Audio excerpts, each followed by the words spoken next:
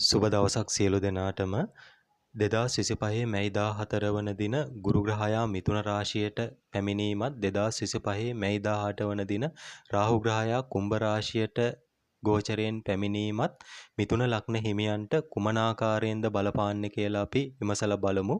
මේ ගුරු ග්‍රහයා වසරක කාලයකුත් රාහු ග්‍රහයා වසර එකහමාරක කාලයකුත් එක් රාශියක රැඳී සිටින බැවින් මේ ග්‍රහ ගෝචරය සෑම පුද්ගලයෙකුටම ප්‍රබල වශයෙන් බලපෑමක් එල්ල කරනවා.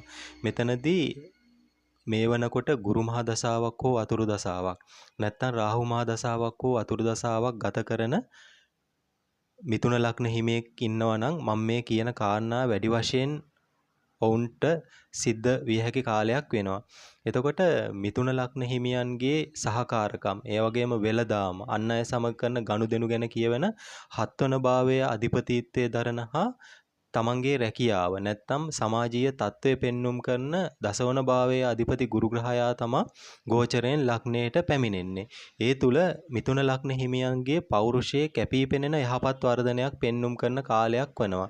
ඒ වගේම රැකියාව සම්බන්ධයෙන්ද යහපත් වර්ධනයක් සිදුවන කාලයක්, ගෞරවනීය තත්ත්වයක් සමාජය තුලත් ඇති කරනු ලබනවා. ඒ වගේම තමන්ව නිවැරදිව හසුරවා ගැනීමට මෙන්ම දක්ෂ sannivedana හැකියාවක් මිථුන ලග්න හිමියන් තුල ප්‍රකට වන කාලයක්. නමුත් ගුරු ග්‍රහයා මෙම ගෝචරයේ තුල සාමාන්‍ය ගෝචරය වගේ නෙවෙයි, තමන්ගේ ගමන් වේගය වැඩි කරමින් අතිචාරී ග්‍රහ ගෝචරයක් සිද්ධ වෙනවා.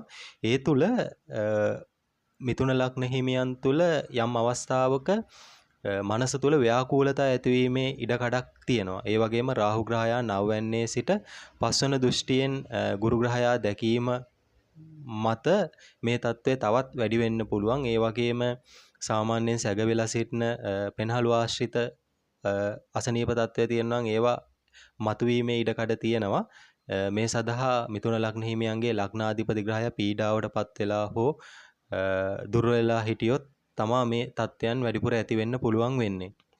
ඒ වගේම රාහු ග්‍රහයා නවවන භාවයට ගෝචර වීම මත අධ්‍යාපනය ලබන අයට වෙනදා උනන්දුවක් නොදැක් වූ අලුත් විෂයන් ඉගෙනීමටත් ඒ වගේම දුර බැහැර ගමන් යෙදීමටත් සිද්ධ වන කාලයක් හැටියට හඳුනා ගන්න පුළුවන් වෙනවා.